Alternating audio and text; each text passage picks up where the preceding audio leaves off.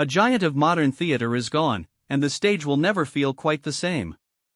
Tom Stoppard, the British playwright whose sharp, playful, and deeply thoughtful writing reshaped contemporary drama and earned him an Academy Award for the screenplay of the 1998 film Shakespeare in Love, has died at the age of 88. His passing marks the end of an era for both theatre and film, but it also opens up big questions about how his work will be remembered, debated, and reinterpreted in the decades ahead. Stoppard died peacefully at his home in Dorset, in the south of England, with his family by his side, according to a statement from his agency. He leaves behind not just a body of work, but a distinctive way of thinking about language, ideas, and human vulnerability that many writers still try, and often fail, to match. His representatives praised him as a writer of dazzling intelligence and warmth, remembered not only for the brilliance and humanity of his plays, but also for his wit, irreverence, generosity, and deep affection for the English language. Born Tomás Sträussler in 1937 in Zlín, then part of Czechoslovakia, Stoppard began life far from the image of the quintessential Englishman of letters he would later project. His Jewish family fled when Nazi Germany invaded in 1939, first escaping to Singapore, where his father worked as a doctor for the Bata Shoe Company. As Japanese forces advanced towards Singapore in late 1941, his mother took Tomás and his brother to India, while his father stayed behind and was later killed when the ship on which he was attempting to evacuate was attacked. This early experience of dislocation, danger, and loss quietly haunted the background of his life and would later echo through his writing. In 1946, Stoppard's mother married British Army officer Kenneth Stoppard, and the family relocated to a struggling, austerity-era Britain. At around 8 years old, Tom adopted his new country and identity with enthusiasm, later saying that he put on Englishness like a coat. He grew up to embody many classic English stereotypes, including a fondness for cricket and a lifelong fascination with Shakespeare, even as his hidden Central European, Jewish roots remained largely unspoken in his early life and career. Stoppard did not attend university, a detail that still surprises many people given the intellectual density of his plays. Instead, he began working as a journalist at 17, starting on local newspapers in Bristol and southwest England. He then moved into arts journalism in London, writing theatre criticism for Scene magazine. These experiences honed his ear for dialogue, his eye for theatrical structure, and his fascination with how audiences think and feel in real time, skills that would later underpin his most celebrated works. He first wrote extensively for radio and television, experimenting with story and structure in a more flexible medium. One early TV work, A Walk on the Water, aired in 1963 and helped him gain attention in the industry. His real breakthrough came on stage with Rosencrantz and Guildenstern Are Dead, a bold reimagining of Shakespeare's Hamlet told from the perspective of two minor, unlucky characters who, in the original, barely understand what is happening to them. This was more than a clever literary trick. It became a defining statement of Stoppard's interest in fate, identity, and the absurdity of not knowing why your life is unfolding the way it is. The play premiered at the Edinburgh Fringe Festival in 1966, blending tragic themes with absurdist comedy and dense wordplay. Its success propelled it to Britain's National Theatre, then led by Laurence Olivier, and later to Broadway. It was the beginning of a long run of exuberant, structurally daring plays that made Stoppard a favorite of both critics and audiences. These works refused to choose between entertainment and intellectual challenge, a balance that some praised as genius and others criticized as overly cerebral. Throughout his career, Stoppard's theatre roamed across subjects as varied as Shakespeare, mathematics, philosophy, and the political catastrophes of the 20th century. He became known for plays that made audiences laugh one moment and confront existential questions the next.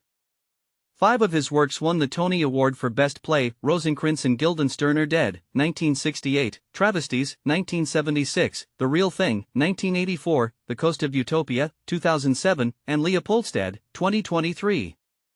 That track record alone would place him among the greats, but the range and ambition of those plays make the achievement even more striking.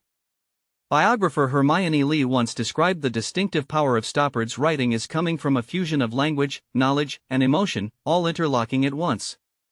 His plays are full of intricate wordplay, dense references to literature, science, and history, and yet beneath that surface there is often a raw, sometimes hidden, emotional core. Many people engage first with the cleverness of his dialogue, and only later realize how much grief, loneliness, and longing are quietly at work underneath. The late 1960s and 1970s were particularly fruitful years for him. After Rosencrantz and Guildenstern are dead, he wrote The Real Inspector Hound, first staged in 1968, a self-aware, comic murder mystery that pokes fun at both whodunit conventions and theater critics themselves. Then came Jumpers, 1972, which mixed physical comedy with philosophical argument, and Travesties, 1974, a wild collision of historical figures such as James Joyce and Vladimir Lenin in Zurich during World War I. These plays showed how far Stoppard was willing to go in bending time, narrative, and reality to explore big ideas.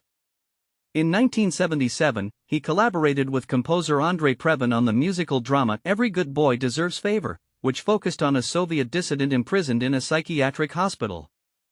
The piece reflected Stoppard's long-standing engagement with human rights causes, particularly in the Soviet Union and Eastern Europe.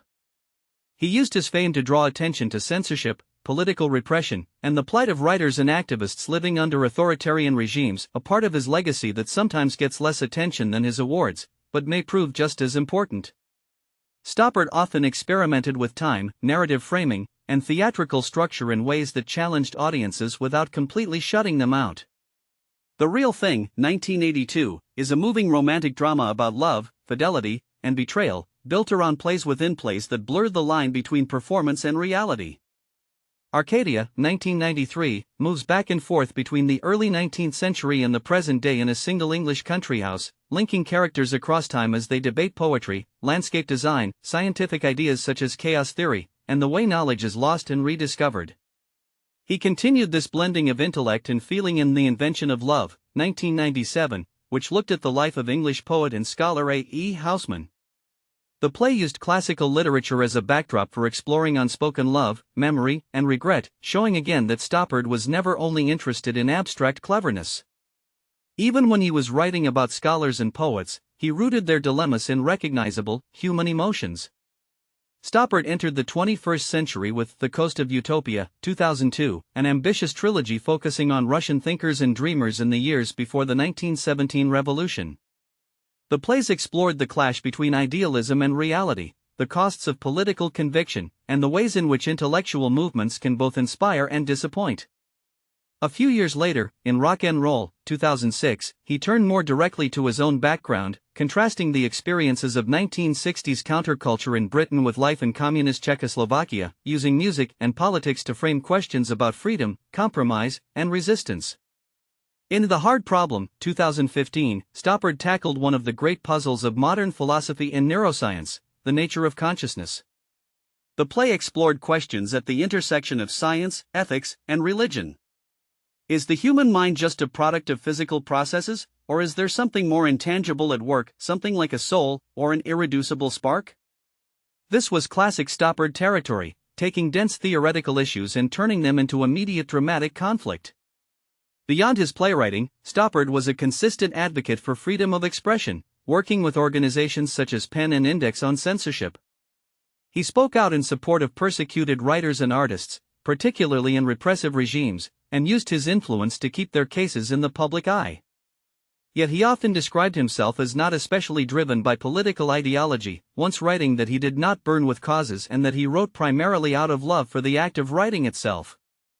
This apparent tension between his activism on free speech and his professed reluctance to be a political writer is one of the more intriguing contradictions in his public persona. Not everyone was fully convinced by his work. Some critics argued that his plays relied too heavily on intellectual puzzles and sophisticated language, and not enough on emotional depth. Hermione Lee, however, pointed out that many of his plays actually contain a strong undercurrent of sorrow and dislocation. Characters often find themselves swept up by history, dropped into situations they do not fully understand, separated from home, stripped of identity, or trapped in morally impossible circumstances. Underneath the jokes and verbal fireworks, there is frequently a sense of people who have lost something important and are not sure how to get it back. This mix of humor and heartbreak is especially visible in Leopoldstadt, one of his late career masterpieces. The play tells the story of a Jewish family in Vienna in the first half of the 20th century, as they experience both the cultural high point of pre-war Europe and the devastation that follows. It is also his most personal work, drawing directly on his own family history and his rediscovery of his Jewish heritage. Here, the intellectual games give way to something rawer and more direct, which some admirers see as the culmination of his career and others debate as a departure